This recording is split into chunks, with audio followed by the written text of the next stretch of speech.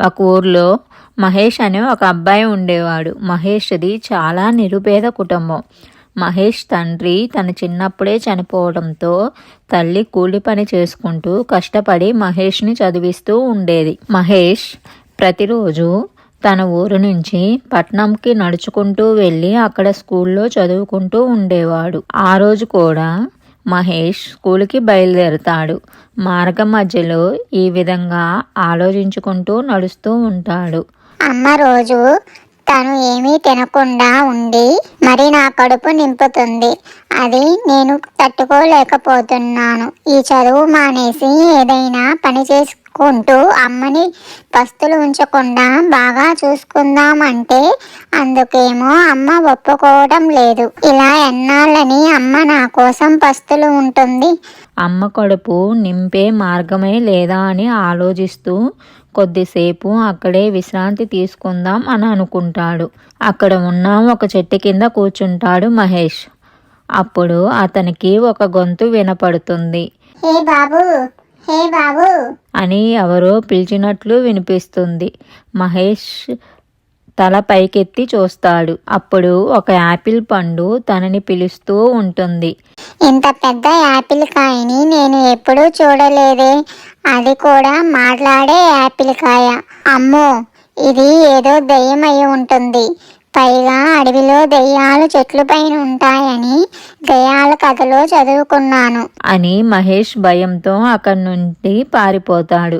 ఇక ఆ మరునాడు మళ్ళీ స్కూలుకి వస్తూ ఆలోచిస్తూ ఉంటాడు. అమ్మో, ఈ రోజు కూడా ఆ దెయ్యం యాపిల్ పండు కనిపిస్తుందా ఏమో. స్కూల్కేమో వెళ్ళటానికి ఒకటే దారి ఉంది అని అనుకుంటూ మహేష్ భయంగా నడుచుకుంటూ వెళ్తూ ఉంటాడు. మహేష్ని మళ్ళీ ఆ యాపిల్ పండు పిలుస్తుంది. దాని మాటలు పట్టించుకోకుండా ఏమీ తెలియనట్లుగా వేగంగా వెళ్తూ ఉంటాడు. మహేష్ ఇంకా సడన్గా ఆ యాపిల్ పండు మహేష్కి ముందుకు వచ్చి నిలబడుతుంది. హే, పిలుస్తుంటే వినిపించుకోకుండా వెళ్ళిపోతావేమిటి? నీకు నేను సహాయం చేద్దామని పిలుస్తున్నాను. ఆ మాటలకి మహేష్ చాలా ఆశ్చర్యపోతాడు. ఏమిటి నువ్వు అంటుంది? నాకు ఏమీ అర్థం కావటం లేదు. నువ్వు అనుకున్నట్లు నేనేమీ దయ్యాన్ని కాదు. అరే, నేను మనసులో అనుకున్నది నీకెలా తెలిసింది? ఎలాగంటే నేను మాయా యాపిల్ పండుని. అంతేకాదు, నీ పరిస్థితి కూడా నాకు తెలుసు. మీరు చాలా పేదవారు.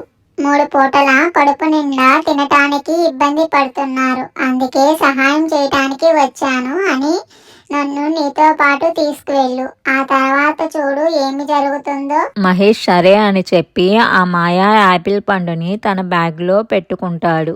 ఇక తన ఇంటికి తీసుకువెళ్తాడు. సరిగ్గా అర్ధరాత్రి సమయంలో బ్యాగ్లో నుంచి కాంతులు విరజిమ్ముతూ ఉంటాయి. ఆ కాంతి ఇంటిపై కప్పు నుంచి బయటకు వస్తూ ఉంటుంది. అది చూస్తాడు పక్కింటి మహేష్ ఫ్రెండ్ విజయ్. విజయ్ ఎప్పుడు మహేష్ని ఎగతాళి చేస్తూ ఉంటాడు. విజయ్ ఆ కాంతులను గమనిస్తాడు. అరే, మహేష్ వాళ్ళ ఇంట్లో నుంచి ఆ కాంతి ఎలా వస్తుంది అని విజయ్ అనుకుంటాడు. ఆ మరునాడు ఉదయం నిద్ర లేచి అక్కడ దృశ్యాన్ని చూసి మహేష్ వాళ్ళమ్మ ఆశ్చర్యపోతుంది.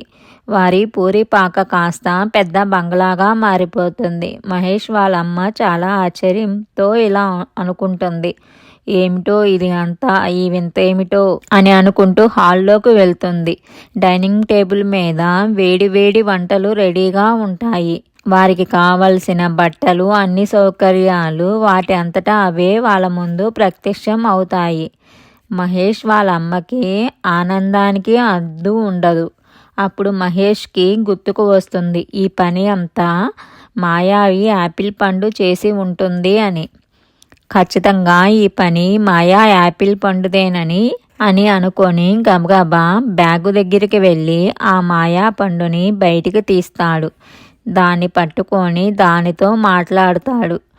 నీకు చాలా థ్యాంక్స్ అని ఆ మాయా యాపిల్ పండుని మళ్ళీ జాగ్రత్తగా ఇంట్లో గూట్లో పెడతాడు. స్కూల్కి బయలుదేరబోతూ ఉండగా ఇంటి బయట ఖరీదైన ఒక సైకిల్ మహేష్ కోసం ఎదురు చూస్తూ ఉంటుంది. వావ్, ఈ సైకిల్ చాలా బాగుంది.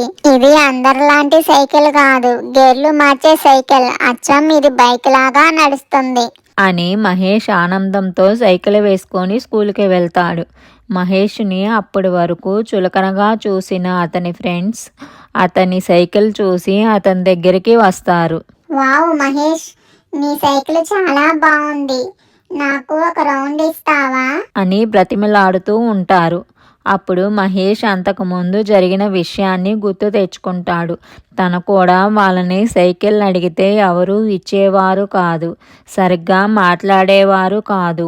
అప్పుడు మహేష్ మనసులో ఇలా అనుకుంటాడు, ఇప్పుడు నా దగ్గర వాళ్ళకంటే సూపర్ సైకిల్ ఉంది కదా, అందుకే వీళ్ళు అంతా నా వెంట పడుతున్నారు, నాకు చాలా ఆనందంగా ఉంది.